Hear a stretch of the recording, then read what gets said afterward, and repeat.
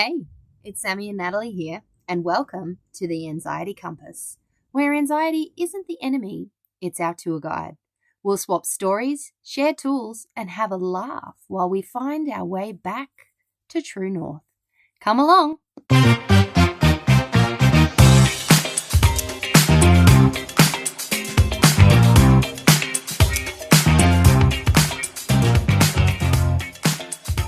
Hello and welcome back. Nat, my microphone is broken, so I'm going without a microphone today. So I apologize if it's a little bit echoey. That's okay. That's all Yeah. right. These things happen. Today I wanted to have a chat with you about the post-flu panic. So when I was in Japan, I had a fantastic time. I was over there for about 2.5 weeks, but now I picked up the flu. Uh, Yeah. not while I was there, but probably the day before I was leaving. And so I was quite sick on the way home. And it's knocked me out. Like I literally, it's like my body went through a biological earthquake, mind the pun, because I was in Japan. Now I'm sort of coming out the other end of sickness. And I find when it comes to mental health and anxiety, it can be very unpredictable after you've been sick because things are sort of all over the place. Like you're like, Yeah. okay, I'm good again. And that pressure to sort of get back into the same routine. But Yeah. it's really taking me a long time to get that motivation and drive to do things. Have you ever felt that after you've been sick? Yeah. Absolutely. When your body is in that, state of fight or flight on a regular basis, when you step out of your normal routine and you allow yourself to, maybe relax, even if you're running around like you had a busy holiday. Yes. There wasn't a lot of Nine, downtime. nine people. And I hear that a lot, not just in Mm. clinic, but just in general life. People have a holiday and they get sick because all of a Yeah. sudden their body can rest and relax. Like I said, even though you weren't resting in inverted commas, but you were out of your normal routine. Traveling with family, and we were talking before we started recording, there's a lot of compromise when you're with nine different people when you're traveling. Yeah, I was that's with a my lot. kids. My youngest son gets very overstimulated, so there was a lot of pressure for me to down-regulate his nervous system throughout the whole holidays, so it wasn't impacting on everyone else's holiday. There was lots of Yeah. moments of that. And then my eldest son got very sick. How funny, everyone got sick, but my youngest son, he was the only one, touch wood, that didn't get sick. So anyway, I've come back. I've had quite some time off work, and within 3 days of getting back, I was feeling great again. Not great, but better. And I've done a couple of workshops since I've been back, but not at my 100% capacity. But as I was saying to you before, I feel like I should be better by now. The should is coming out. I Yes, the should be doing should. what I normally do. I should be getting up at 4:30 and going for my run. I should have all of my work done by this time. Why am I not back to the way that I used to be? And so your So you're mood sort of shaming takes a yourself. dive. Yeah, you go in this shame spiral. And it's not great. It's No. something that I think needs to be spoken of because the amount of people that I have seen sick in my clinic who have this expectation of being better quickly because they have so much to do that there's this anxiety of losing themselves in this sickness and just not getting better. And Yeah. that shame spiral Yeah. starts to come That's out. adding that pressure onto themselves. Yeah. But so there's a lot happens when you're sick. Illnesses drain chemical reserves in your body. So your neurotransmitters are going to be really blur. Your zinc gets depleted, your magnesium gets Magnesium, yeah. depleted. So all the minerals are depleted. Yeah. There's just because when your body's fighting an illness, it's using quite a lot of nutrients to fight that. And what Exactly. actually happens then is your mental health takes a massive dive. And It so does. it's not just a mental health thing, it's an actual chemical reaction that's going on in your body, like a chemical drainage. Yeah. And so even though the virus might have gone, your body's still in that threat mode as well. So you're on high alert, looking for the next thing that's going to take you out. And every, feeling and sensation in your body, if you're an anxious person, you start to wonder, oh no, am I getting sick again? Oh no, my body's aching. Or maybe I've picked up something else. Or maybe I'm Yeah. sicker than I thought I was. And Yeah, your what's mind wrong with starts, me? Yeah, your yeah, mind could start spiraling into, yeah. all these things that could possibly be The wrong. fatigue. Why am I so The fatigue. Yeah. tired? Yeah. And well, that's what And I had. We were talking before we hit record. That's probably my biggest thing that I experienced because I had 4 weeks off as well yeah. over the Christmas New Year period, and I just crashed and burned as far as I was so fatigued.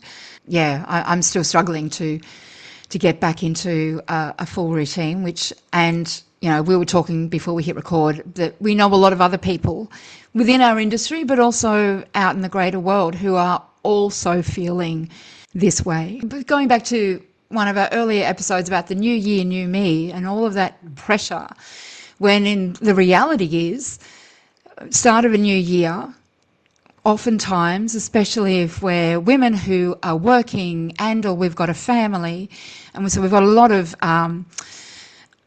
things that we're carrying, and Mm, we are just so depleted, and which then can spiral that anxiety because as you yeah. said, we're depleted in our minerals. We Yeah. and and that depletion of our neurotransmitters and minerals is also that negative feedback loop. It does. And You then get on anxiety. to, yeah, because then Yeah. the depletion makes you feel worse. You're feeling worse than if you've got that anxiety spiral going on.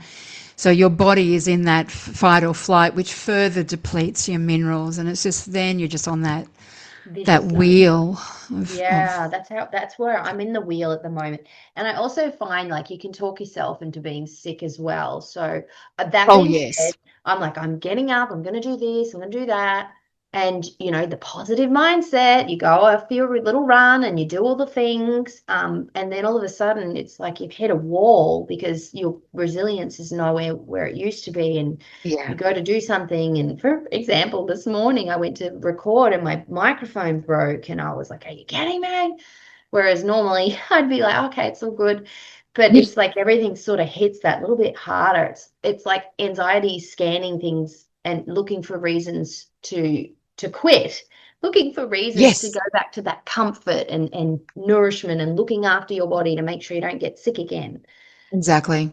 You want to just Yeah. wrap yourself up in a warm blanket Yeah. and It's like my hide. body survived a war Yeah, within, but my yes. nervous system hasn't caught up to it yet. So Yeah. And isn't that I'm waiting. interesting how, our body, like you were on an amazing holiday.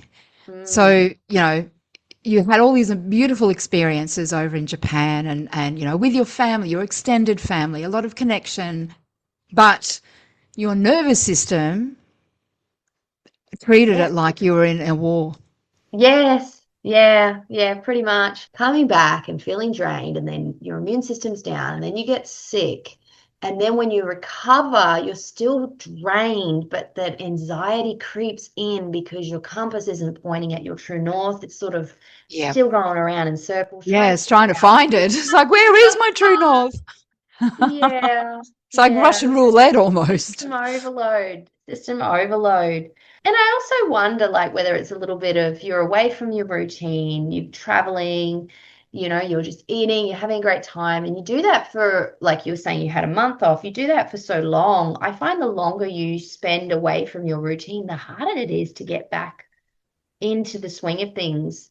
And we were Yeah. saying not long ago, like on routine, trying to keep on holidays, trying to keep a similar routine, like a wake up and this, but it's hard to do that when you're traveling internationally. It really Um, is, yes. And yeah, while you might go for your regular daily walk, sometimes when you're on holidays, it's not practical yeah, to be able yeah, to do that because true. you're all out the door early, or like when you're in the snow, it may not be, Yeah. practical to go out early morning for a No, walk well, I when it's could. snowy. I'd have to take my bear bell with me so I don't get attacked by a bear. Oh, yeah, no. Yeah, my kids started to follow fox footsteps into the forest, the snowy forest. I'm like, there are signs everywhere saying watch out for bears and you're hunting foxes. What the heck? It's very funny. Oh, Lots of memories being made. We've both done NLP training. We both know the power of thoughts, the power of words. yes. And while we do have the tools to push through, push past things, and just drive until the compass, we're forcing the compass to face its true north. There's also that toxic positivity that I Mm. find can make anxiety flare up as well when Oh, you're constantly trying to 100%. tell yourself that, you're feeling, I'm great, I'm not sick, I've got this, and powering Yes. through. It can Which you're work to an literally extent. moving away, even further away from your true north by using that toxic positivity, Yeah. aren't you? You know, Yeah, I you're believe so. literally turning Depending on away the from person. yourself. I find I agree to some degree because I also think it depends on the person. So my husband, for example, he's not a very emotional person. And so he got sick and he just took Codral and he's like, no, I gotta go back to work. It's fine. And he just powered through. And I'm like, how? How do you do that? He's like, because there's no other option. It's like you sink or swim, and I have to do that. And I'm like, but if I do the same as you, I will come undone and have a breakdown somewhere further down the line. I need to deal Absolutely. with But it now. Like, absolutely. But also keep in mind that males and females, we have, quite very different different. physiology as well. Yeah. You know, Like you so got to swap it out. men thrive more because they are, traditionally they are the hunter, they are the provider. So Mm. there is that innate genetic code in males that They have that's what to they naturally provide. do. So they, Exactly. from a biological point of view, they probably do recover more by just getting out Mm. there and doing stuff. Whereas Yeah. us being feminine, females, our natural genetic predisposition is to rest and receive and nurture. So we Exactly. do respond differently to stress and how to Mm. get our way out of that anxiety as well.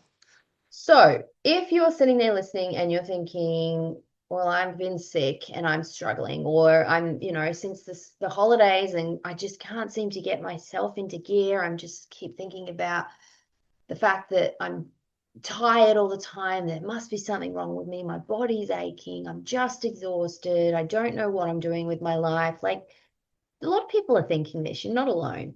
There's Yeah, so many things that we can do to feel that little bit more grounded um, in the day. So for me, rather than having a mile-long list of things I got to do to get myself feeling good again, I've been doing just a few grounded things. So, for example, I'm now making sure that I eat by the clock. I know that doesn't sound normal, but I'm finding the way to get myself back into a better rhythm with eating is I'm making sure I'm eating by 6 o'clock in the morning.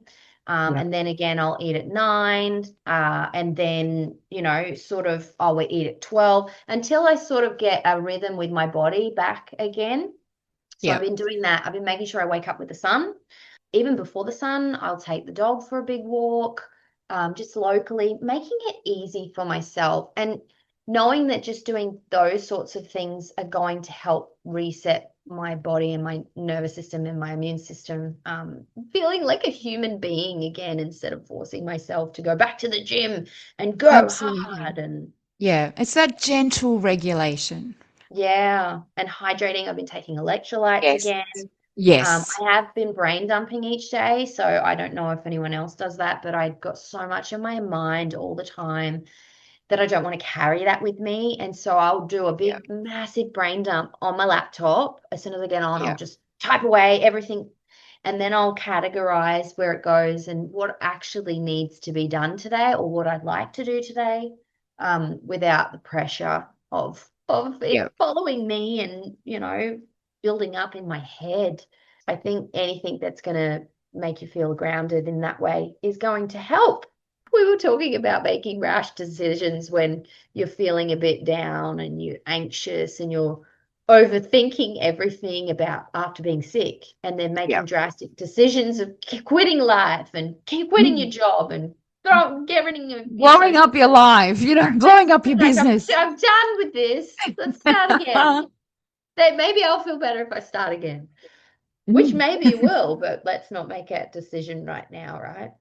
No, no. Yeah. Now is not the time to, yeah, making any big decisions. When you're in this state of flux, that's the worst time to make decisions. You're not Yeah. making, conscious, decisions. Yes. It's a reaction rather than responding. Yeah. Yeah, that's exactly it. A quick reaction. And I find, and some people might hate me for saying this, but I find sometimes ChatGPT can help because I Oh jump gosh, yes. with my decisions. And if I put that into a ChatGPT conversation, they or my husband, let's be honest, he's like a robot. They put it into perspective a little bit for Oh, you. absolutely. Yes, Mm. I love Don't my do chatty. this. Why are you doing that now? Let's think Yes. on this. It's like having someone to talk to when if you're on your own. I mean, if you've got someone to talk to, that's even better. But Yes. my husband constantly tells me, you're not well, you're still recovering. It takes like 3 weeks to recover from a virus, Yeah. and I'm like, well, why are you doing this? And how come I'm not? The comparisonitis. Oh, worst Yeah. thing. I know, right?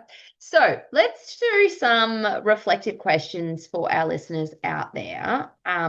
Inviting curiosity, not fixing. So, what expectations, and this is a question for you too, Nat, what expectations do you put on yourself too soon? Like, do you find that you have these huge expectations to do stuff right now, and you know that you're not 100%? Absolutely. Like in my business, normally at the beginning of the year, I've been running it for years. I do my 21-day body and mind reset. Yeah. And so there was this expectation that I put on myself that, oh, it's the beginning of the year. I should be doing this summer cleanse, detox reset. But my nervous system didn't want to do it this year. So I actually listened and I didn't run it this year. Now, there was a Ah, part of me that felt really guilty, felt like I mm, was letting my business down, that all of a sudden my business is going to fail because I'm not running this 21-day reset, which in previous years has mm, been really popular. But I leant back from that expectation because it felt really uncomfortable over the Christmas period. But I made a conscious decision to choose myself that, you know what, I need to nourish my own self mm. before I can hold space for others. So I can run that 21-day reset seasonally. I Anytime. can run it some Yeah. other time. Yep. So yes, I'm learning. I was a big one on putting expectations on myself, and we're all a work in progress. I'm learning to not only take away those expectations off the table, but Mm. to also feel good about it.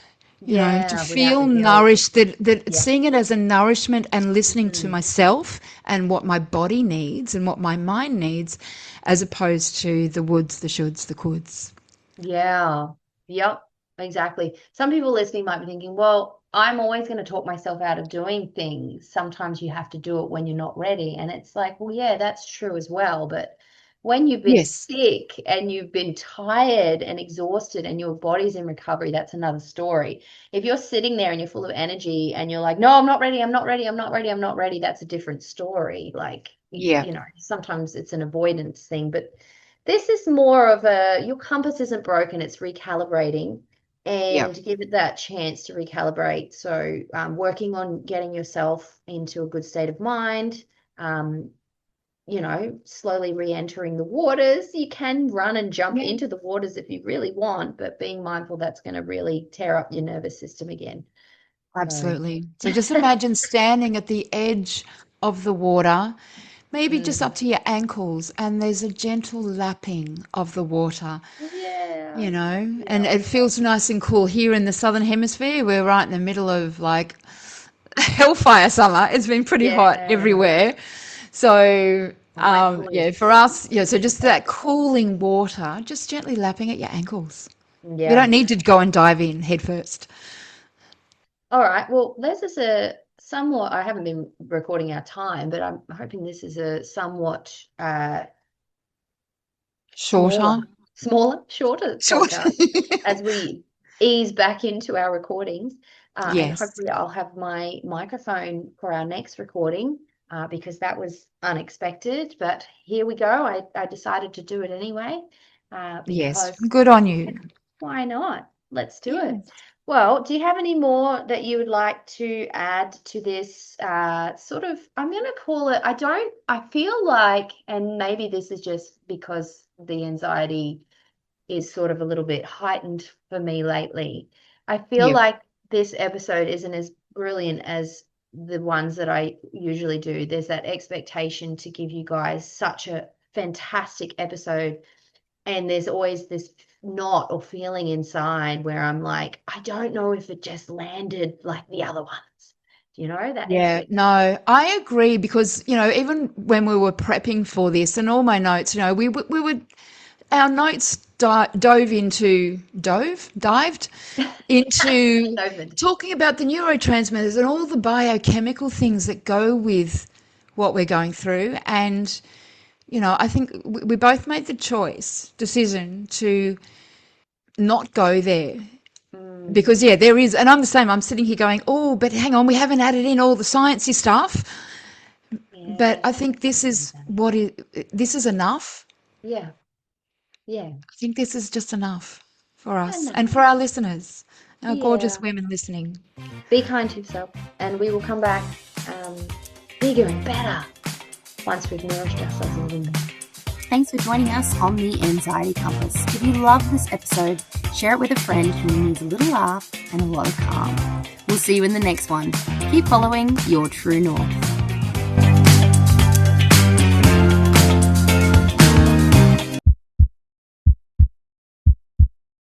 Disclaimer time. Sammy and Natalie may be clinical nutritionists, but we're not your personal doctors. What you hear is for learning and laughing, not diagnosing or prescribing. If things feel bigger than you, call your doctor or local support line or reach out to a qualified health professional. They've got your back too.